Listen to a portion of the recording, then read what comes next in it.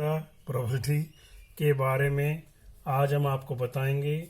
जैसे हम अपनी दैनिक दिनचर्या में आपस में बातचीत करते रहते हैं कि आज आकाश में बादल बन रहे हैं, उमड़ घुमड़ रहे हैं, तो हो सकता है आज बारिश हो।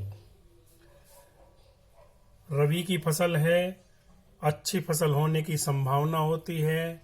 जैसे ही हम कोई परीक्षा देते हैं, परीक्षा के अंदर भी हमें पता चलता है, दो ही उम्मीद होती है कि हम पास भी हो सकते हैं या फेल भी हो सकते हैं। इन्हें ही हम प्रायिकता के बारे में जानेंगे। एक क्रिकेट की टीम के बारे में बात करते हुए, जब हम कोई मैच खेलते हैं, कोई भी मैच खेलते हैं तो हमेशा दो टीमें होती हैं। कौन पहले बैटिंग करे या कौन बॉलिंग करे, इसकी संभावना के लिए हम एक टॉस खेलते हैं, टॉस का प्रयोग करते हैं। टॉस में हम एक सिक्का लेते हैं, एक सिक्के को हम उछालते हैं। उछालने पर किसी भी टीम से पूछा जाता है कि तुम्हें हेड लेना है या टेल लेना है। हम हेड और टेल के माध्यम से, जैसे यदि ऊपर की तरफ शेर आ जाए, जिसे हम सत्यमेव जयते जो निशान बना हुआ होता है या अशोक स्तंभ बना हुआ होता है, वो आ जाता है, और जिसे हम अपनी गणित की भाषा में हेड कहते हैं। और हेड कहते हैं, और जो इसका दूसरी तरफ का हिस्सा होता है जिसमें नंबर लिखा हुआ होता है, उसे टेल कहते हैं। हिंदी में पूंछ और शीर्ष कहते हैं। हेड या टेल होती है। अब जीतने वाली जो भी टीम खेलने वाली होती है, मान के चलो उसने हेड मांगा, तो हेड आने पर यदि वो उस उछालने पर हेड आ जाता है तो उसी की बात को माना जाता है। इसे ही हम प्रायिकता संभावना कहते हैं। यदि हम एक सिक्के को उछालें तो सिर्फ दो संभावनाएं होती हैं, चाहे तो शीर्ष आ सकता है या पूंछ आ सकती है, हेड आ सकता है या टेल आ सकता है। यदि हम एक सिक्के को उछालें, एक सिक्के को उछालने पर क्या आ सकता है, हेड या टेल आ सकता है। यदि हम दो सिक्के को एक साथ उछालें, दो सिक्के को एक साथ उछालें, तो हमारे पास दो संभावनाएं, कितनी संभावनाएं हो सकती हैं, आज हम इसके बारे में जानेंगे।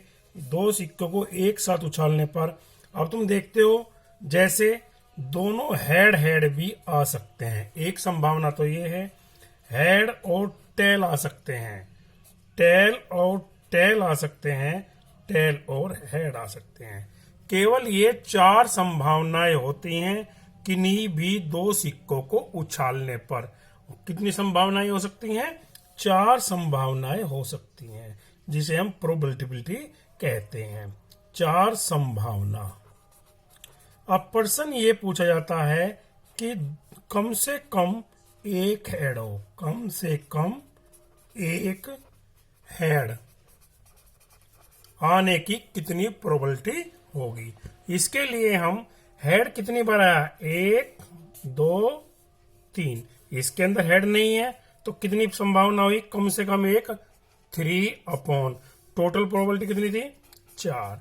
तो कम से कम एक हेड आने की जो प्रायिकता होगी वो 3/4 होगी। यदि ये की प्रश्न दूसरा पूछता है, दोनों टेल आने की प्रायिकता कितनी होगी, दोनों टेल कितनी बार आए, सिर्फ एक बार आया, तो 1/4। इस तरीके से प्रश्न पूछे जा सकते हैं। एक हेड आने की, दो हेड आने की, कम से कम एक टेल आने की, या अधिक से अधिक दो टेल आने की कितनी संभावनाएं होंगी। तो जितनी संभावनाएं होती हैं बटे कुल संभावनाएं होती हैं।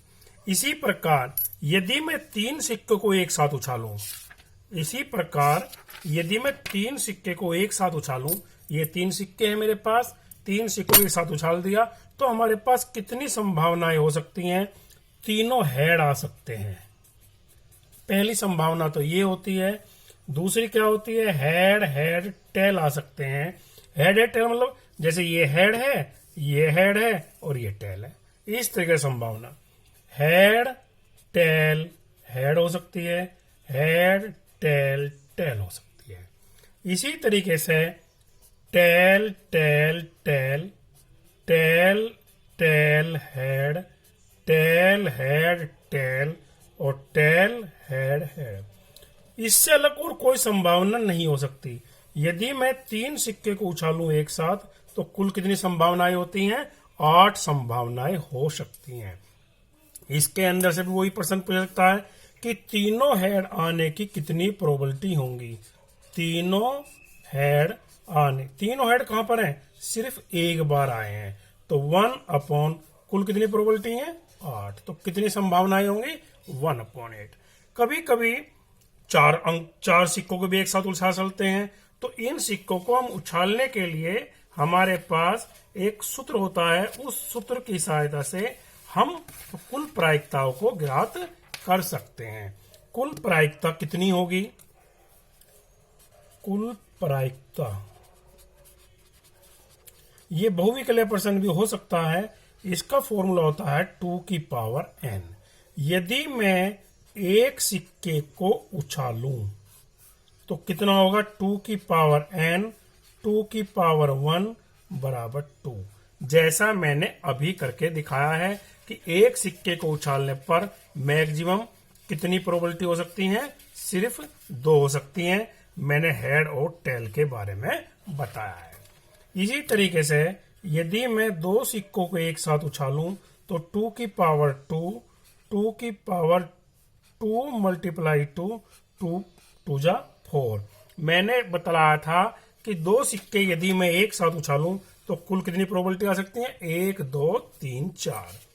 इसी तरीके से यदि मैं 3 सिक्कों को एक साथ उछालूं तो 2 की पावर 3, 2 की पावर 3 का अर्थ होता है 2 इंटू 2 इंटू 2 बराबर 8, जो अभी अभी तुम्हारे सामने 8 प्रोबेबिलिटी कराई गई है। यदि मैं 4 सिक्कों को एक साथ उछालूं, 2 की power 4, 2 multiply 2 multiply 2 multiply 2 multiply 2, 2 2 जा 4, 2 जा 8, 2 जा 16। तो टोटल प्रोबेबिलिटी कितनी आएंगी, 16। इस तरीके से हम अपने प्रश्नों को 1 नंबर के क्वेश्चन के अंदर भी पूछ सकते हैं।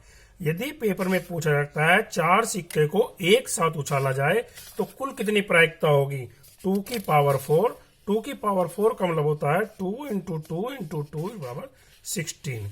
इस तरीके से प्रायिकताएं ज्ञात करते हुए चले जाते हैं।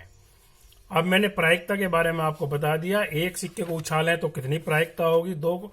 अब इसी तरीके से मैं कुछ क्वेश्चन जो आपको अपनी होमवर्क की कॉपी में करने हैं, यदि मैं 5 सिक्के एक साथ उछालूं तो कुल कितनी प्रोबेबिलिटी होंगी, जैसा कि मैंने फॉर्मूले के द्वारा बताया, 2 की पावर n, 2 की पावर 5, और इसको हमल कर लेंगे, इतनी प्रोबेबिलिटी होगी। कभी कभी ऑब्जेक्टिव क्वेश्चन पूछ सकता है कि 16 होगी या 25 होगी, 32 होगी या 8 होगी।